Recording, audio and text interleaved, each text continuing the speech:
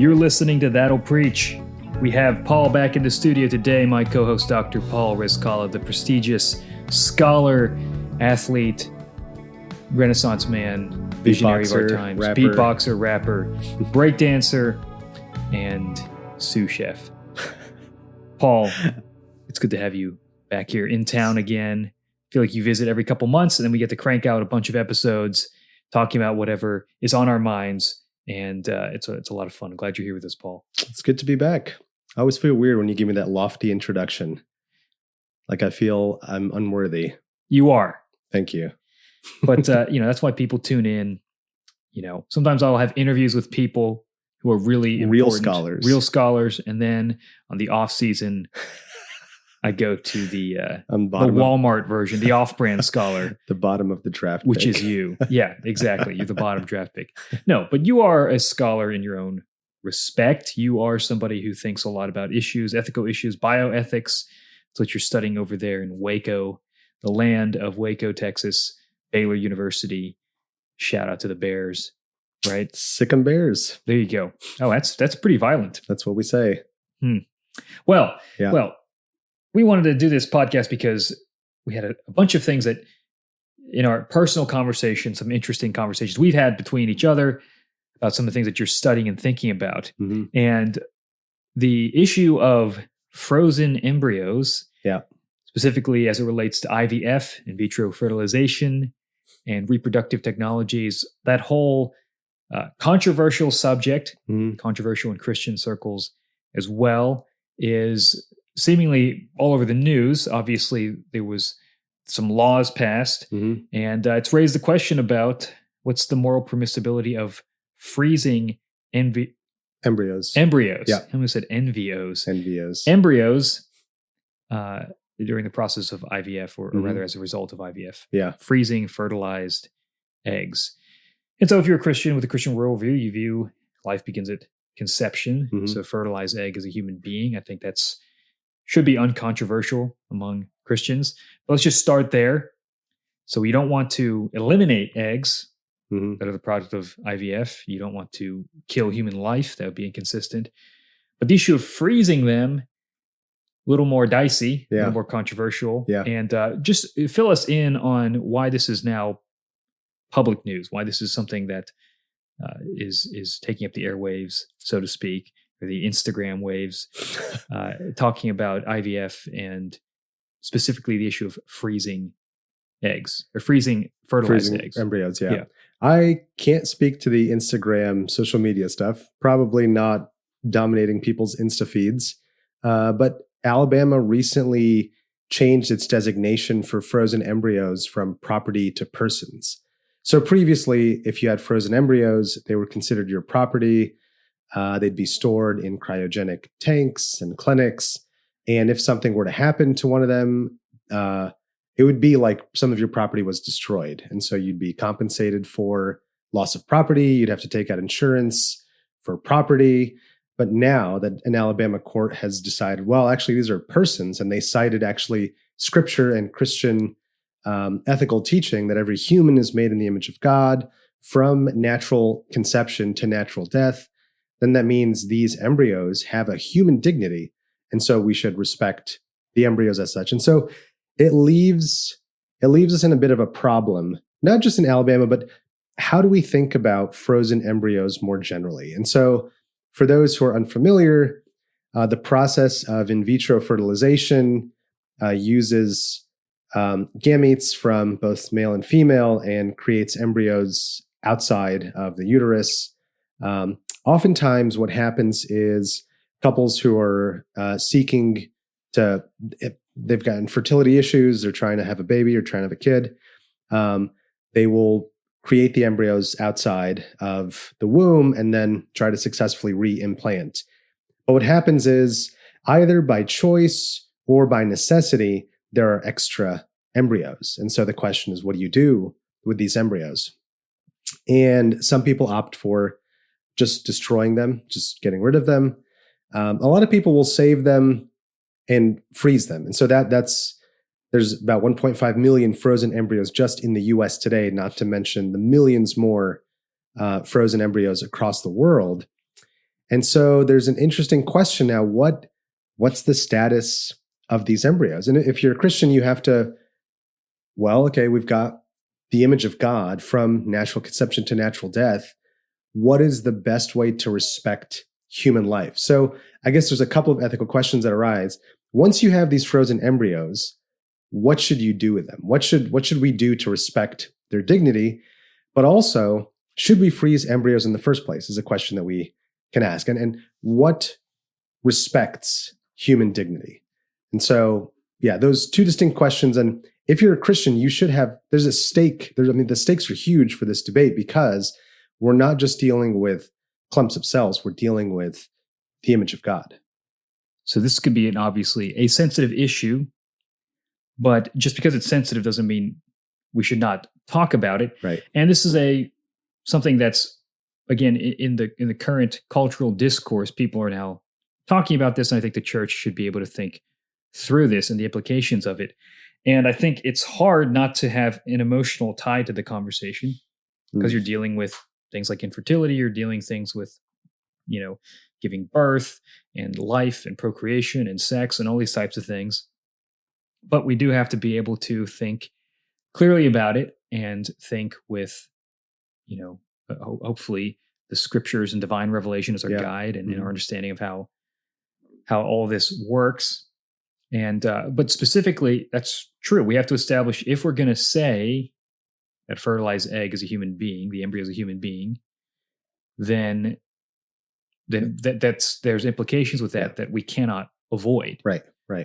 Even if it's a sensitive topic, even if it could say that, maybe actions people have done are wrong. I mean, we have to be mature and old enough to say, like if we can't have that conversation, then we're going to be severely stunted in our ability to have moral discernment.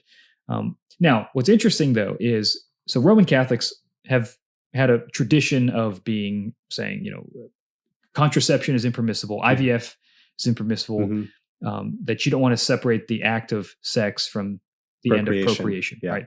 Now, we're not going to spend this time debating that fact. But just what's interesting is within Catholics, there's a little bit of a debate about what to do with the embryos once they're there. Right. Yes. So maybe we could start off by saying, one, is it ethical to freeze embryos? And then two, what's the debate among Roman Catholics about that, and why that's an interesting debate for Protestants to kind of listen into? Yeah. Because I think Roman Catholics would say no freezing embryos. Right. Is that right? And I do think that makes sense. Yeah. But then from that, it's okay, well, once you decide not to freeze the embryos, what do you do? And that's a very interesting discussion. But maybe that first part, how would you make the moral case not to freeze embryos? I think most Christians would say we don't want to destroy them, but that's right. Freezing is not killing. It's not as morally bad, but what's your take on that? Yeah. So there's a couple thoughts here. And just from the outset, there's no knockdown argument, but I also want to reiterate the sentiment that you started with here, that these issues are really live issues for people that they're dealing with. And when you look at in scripture and even just in human history, one of the perennial problems for women and couples is infertility, like not having a child. When Hannah doesn't have a child in the Old Testament, she's weeping. And it really is, we're not downplaying that. If anything, that it shows us how great of a good children are. And when the gift of children is not there, how painful that can be. And so we want to take that really seriously. But we don't also want to sort of the ends justifies the means. And we don't want to say that technology can be the answer to all of our problems. And so there are some cultural instincts that I think Christianity can push back on that helps us further affirm the dignity of human persons and also not outsource all of our problems to technological solutions. So I think that's where I'm coming from. And I want to think about this through a distinctly Christian lens. And one thing I think that's really important, and we were talking about this earlier, that when we think about what it is for a parent to have a child, that relationship there, we think about the relationship between the Father and the Son. When we say the Nicene Creed, when we talk about Jesus as the only begotten Son of God, the Gospel of John uses that language. That language of begetting is a really distinct kind of relationship that illustrates a really tight union or tight connection. That from the beginning in Genesis, like begets like, that creatures beget similar versions of themselves. And it shows a kind of continuity of kind. And there's something about outsourcing the process to technology that undermines a little bit of that. So when you have these embryos that are frozen and left over, those are human beings. Those are people that deserve human respect. And there's a kind of instrumentalization of those individuals by sort of, well, that's on my time, or I'm just gonna, I want to have children so badly that if there are extra embryos, then we're just going to store them and leave them, and maybe we'll get to them later. But there's, like, even just the way in describing that, it feels icky. It feels a little bit like that's not what you do with a child. You don't make a child and then cryogenically freeze them. That's a human person. There's something almost weirdly dystopian about that. And if that's hard to hear, then I want to affirm the instinct that says, like, these are children. We should look at it through that lens first and foremost, rather than, this is, if it's something that I've done or if it's something that I've participated in the past, like, fundamentally, these are human persons. And that should shape all of our discourse on this. What do I do when I've got human beings and I've outsourced them to a clinic and just left them there to be cryogenically frozen? That's a really serious moral issue. And it's one that I think Protestants can't affirm the same sorts of values that the Roman Catholics are operating on. It's not anything from, like, the extra biblical books. It's not like something from a papal decree. It's just look at the dignity of human persons and look at the sanctity of the marriage act and look at the goodness of children as a gift from God, not as a product of our techne or our technology.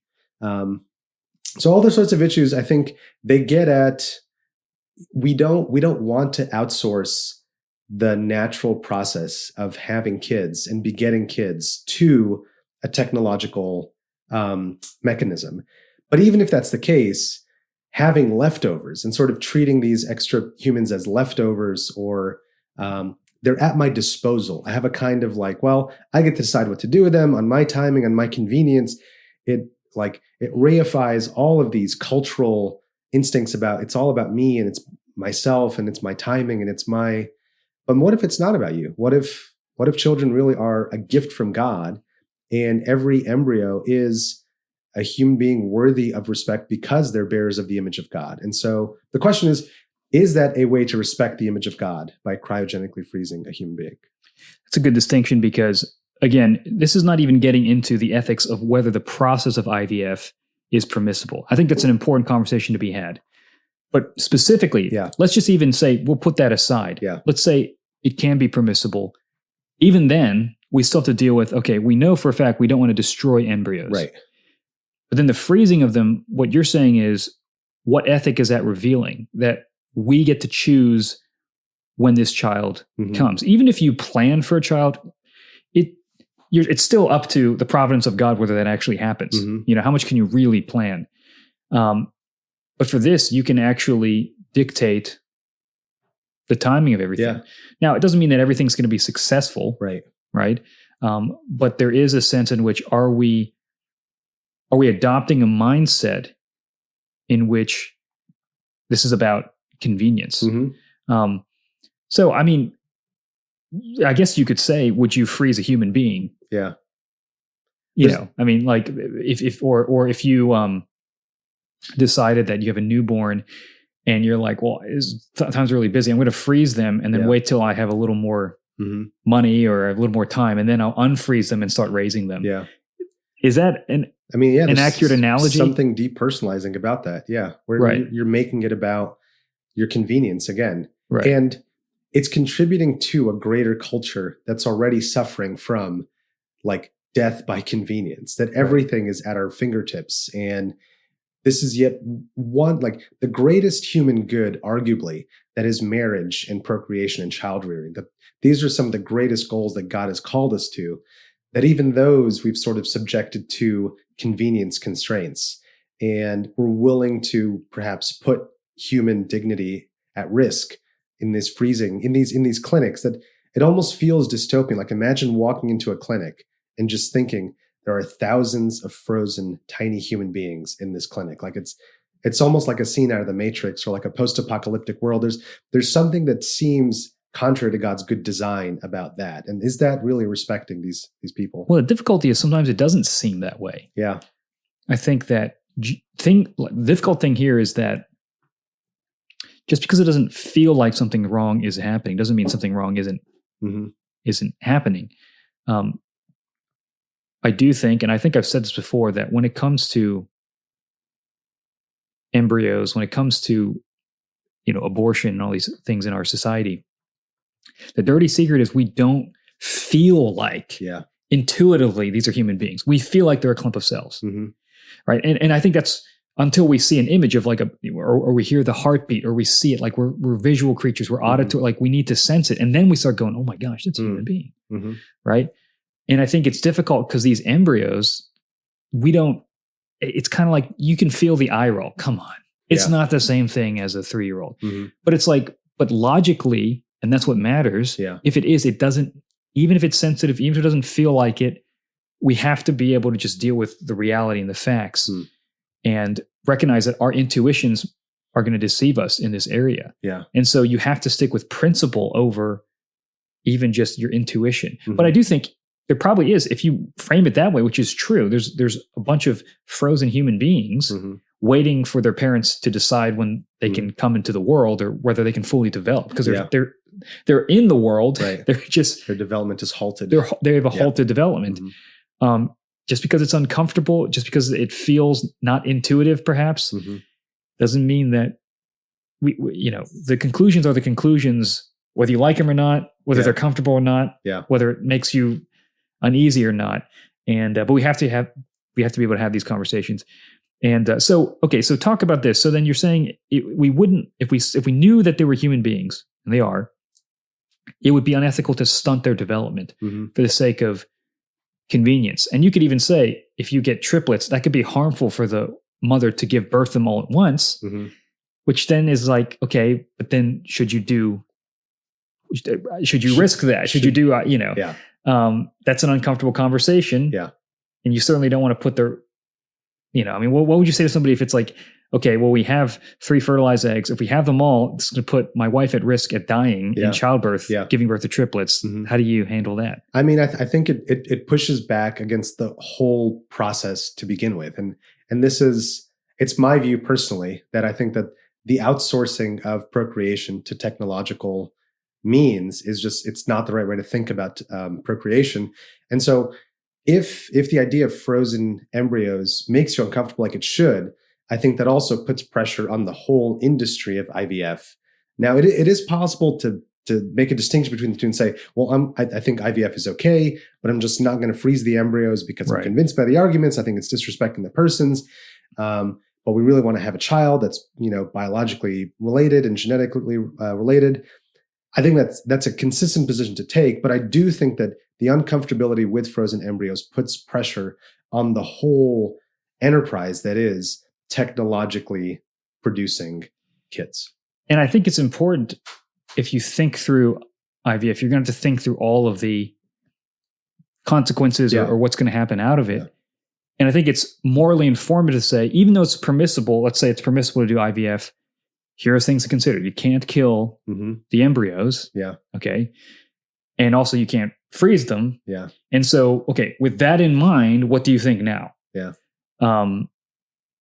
And again, might be uncomfortable, might not like that, but that does not change the moral realities. And so I think people need to be able to think through this, think through these difficult things, and the church needs to be able to do this with sensitivity, with compassion, absolutely. But also it's like, we can't act like there's not a moral answer. We can't leave these things simply just floating in the air, just based on what we feel, And this is, it goes to a deeper problem that we've talked about before. Just every technology comes with a consequence, and you might not feel it in the moment. Like, the appeal of technology is always in the immediate convenience it gives you, but we don't always ask the question of downstream, what am I going to have to deal with, morally speaking? So even something as innocuous as the car, like the first generation to jump on getting cars, there were going to be repercussions. I mean, there's going to change.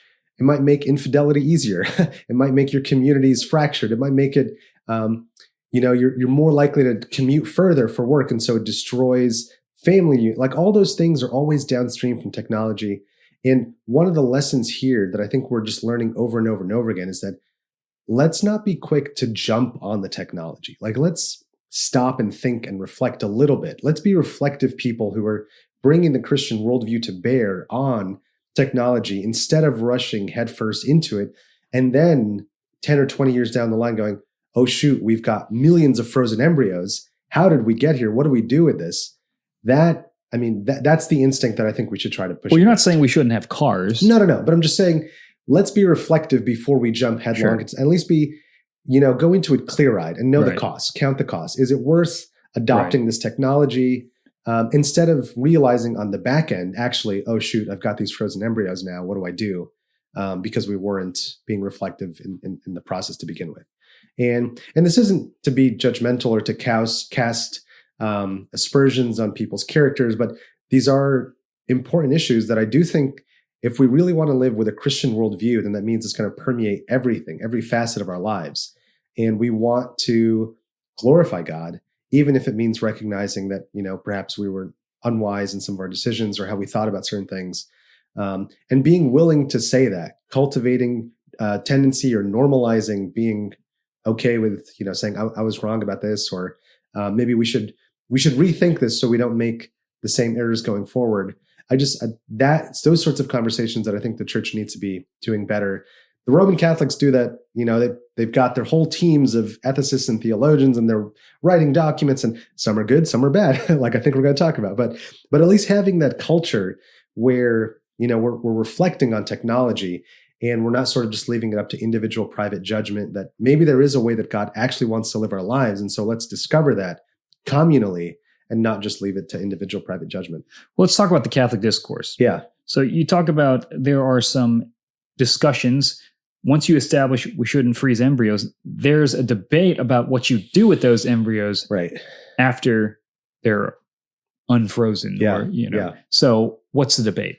So, it's really interesting. I didn't even know that Roman Catholics disagreed about this, but some Roman Catholics, because there were two documents written by the Roman Catholic Church, Donum, Vitae, and Dignitas, Personae, that basically say you cannot take one frozen embryo and put it into a womb that's not the natural mother's.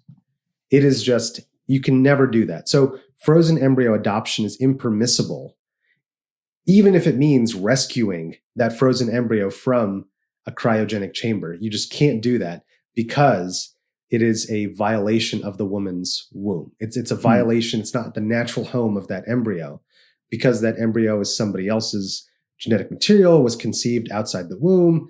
And so it's a heterologous embryo. It's someone else's. And so they think that this is a violation of natural law. It's a violation of the woman's womb to use that womb to gestate another fetus that wasn't conceived naturally there.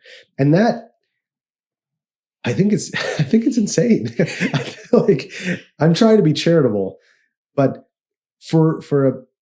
if you're pro-life, if you really think these are human beings, if you think they carry the image of God, I can't see how you can come to the conclusion that some of these writers will say, well, what we should do is we should just thaw all of the frozen embryos, let them all die, and then have a day of mourning as a way to respect them.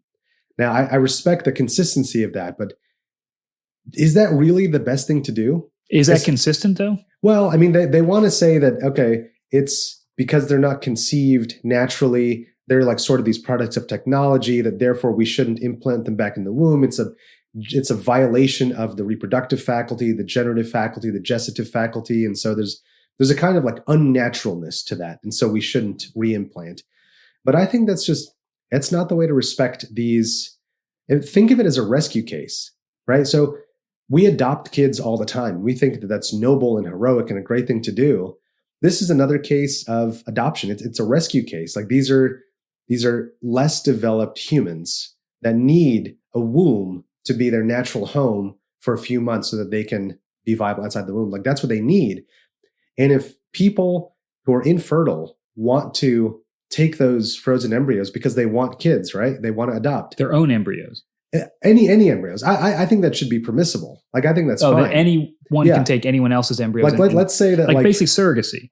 Not surrogacy in that like you're not being paid to use your surrogacy is when someone is paying you to use your womb temporarily. Okay. So this would just be a case of adoption. But think of it as it's a frozen embryo adoption. It's not a post-birth adoption. So it could be another. It could be another. It's not the mother's child. But imagine the initial mother dies, right? And so now this embryo is just frozen.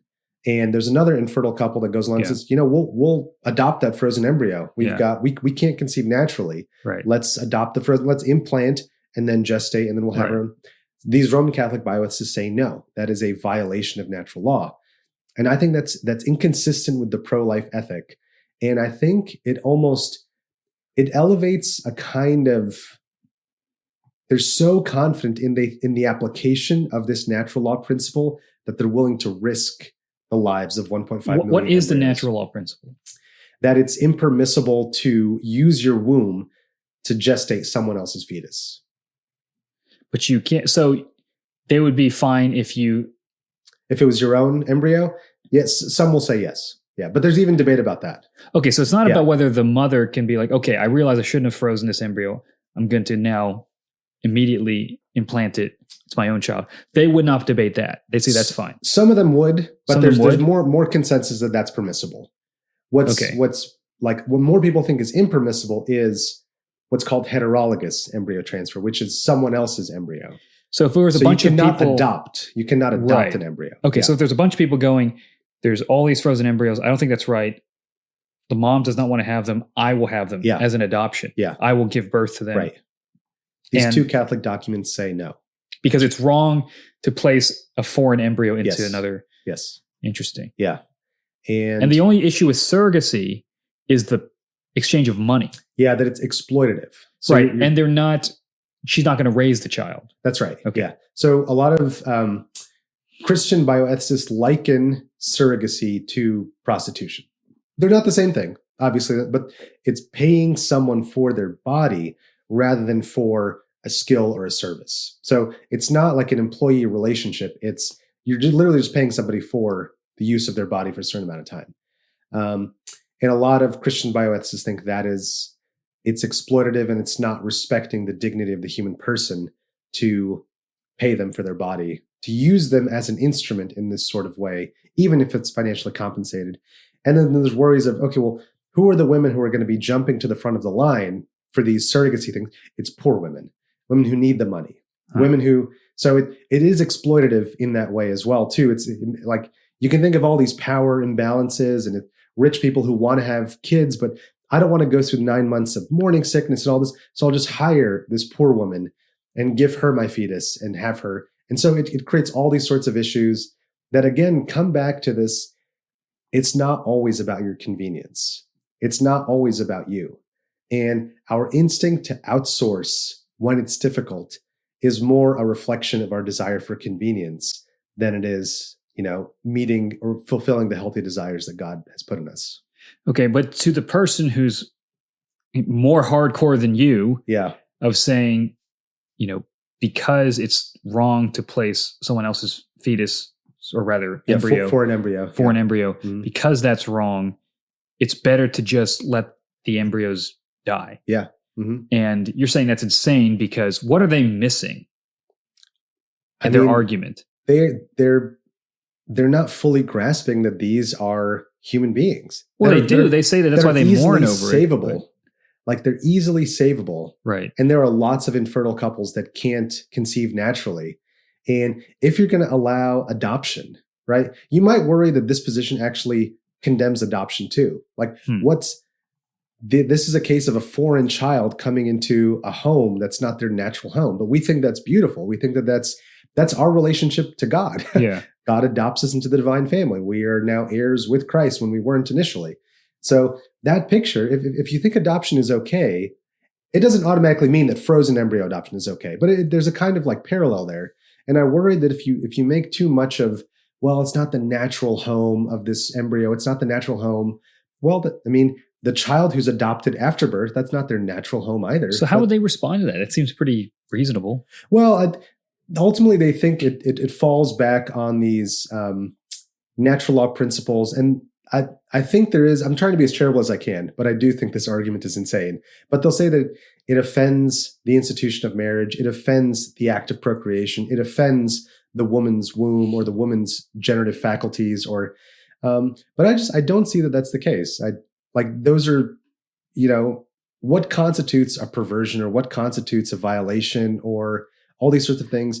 And even if it is, is it the sort of thing that, are we more confident that gestating a foreign embryo is a violation of a woman's generative faculty than we are that it is a good thing that these 1.5 million frozen embryos can be raised to term and then be given homes? It just seems like we're placing far too much confidence on an application of a natural law principle that we should not be that confident in its application when there's 1.5 million frozen embryos at stake.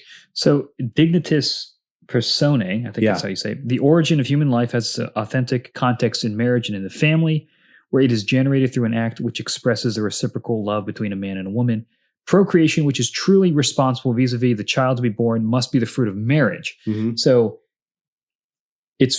you have done these embryos a disservice by conceiving them outside the act of sex. Yes. But it's not just the act of sex, but sex within marriage. Mm-hmm. So is there some spillover to children born out of wedlock? Well, they're not born of the fruit of a marriage. Yeah. Even though they're born of sex. Yes.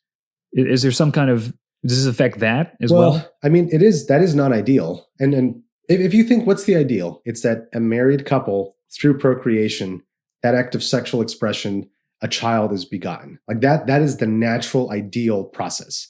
And to the extent that you mess with that process, to that extent, you're moving away from the ideal. So if you get rid of the marriage condition and it's two people, they're, expression of sexual whatever union, and they have the child, there's something good in that. Yeah.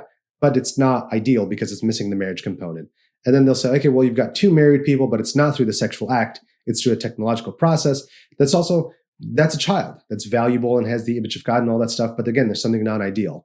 And then you have a child who is conceived outside the womb, and it's someone else's child, and it's implanted into your uterus, a foreign woman's uterus. They'd say, again, not ideal. There's something that went wrong in that. Not ideal and wrong. Whereas I would say not ideal and permissible.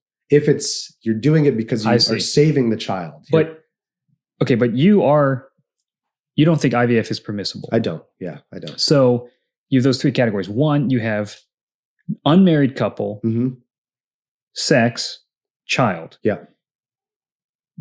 Married couple, no sex, child.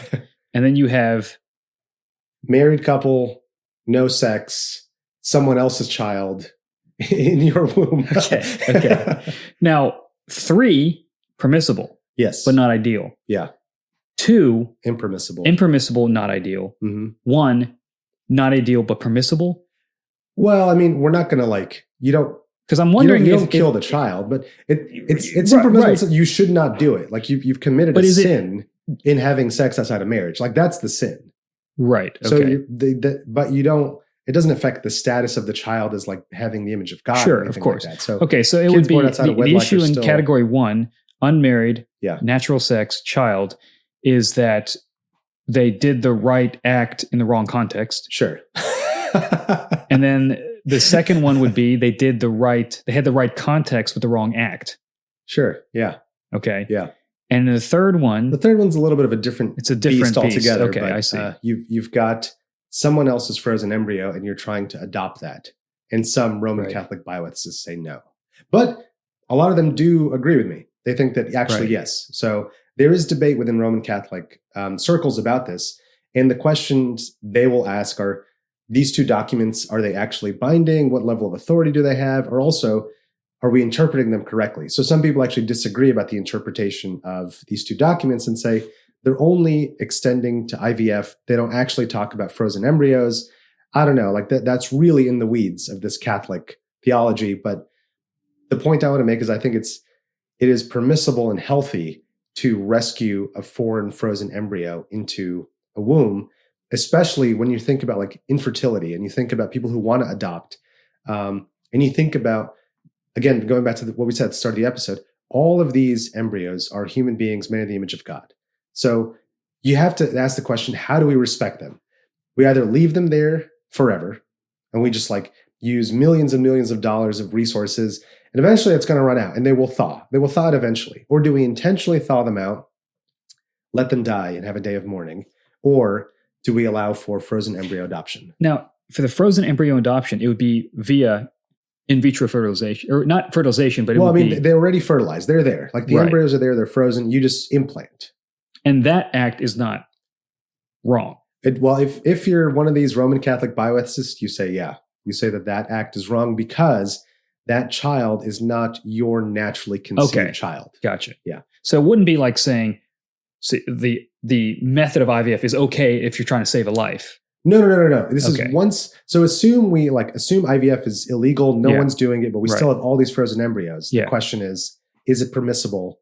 And these two Roman Catholic documents seem to say, no, it's not permissible to implant someone else's frozen embryo into a woman. And you're saying that if you do that, that's sort of like saying it's impermissible to welcome another child who's not genetically related to you into your home.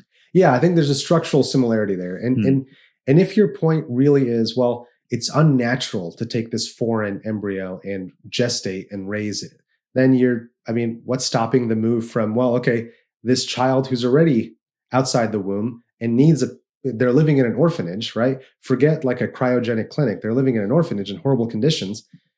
That their natural home is not your home, but it's still good to rescue them and bring them into your family. And I think I do think they're analogous. Obviously, there's some disanalogies. You're not gestating in one, but you're gestating in the other. But I do think that if you think of it as a rescue case, like what do you do? I mean, I can't rescue these embryos. I don't have a womb. But for women who do have wombs and you can rescue these embryos and that should be permissible, at least in principle.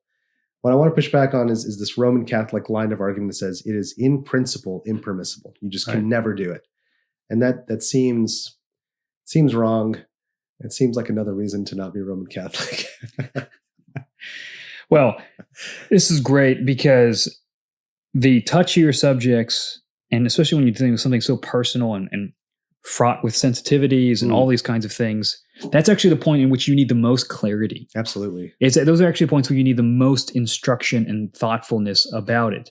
And you have to have the painful conversations about that, because I do think people are going to ask, this is a question about ethics.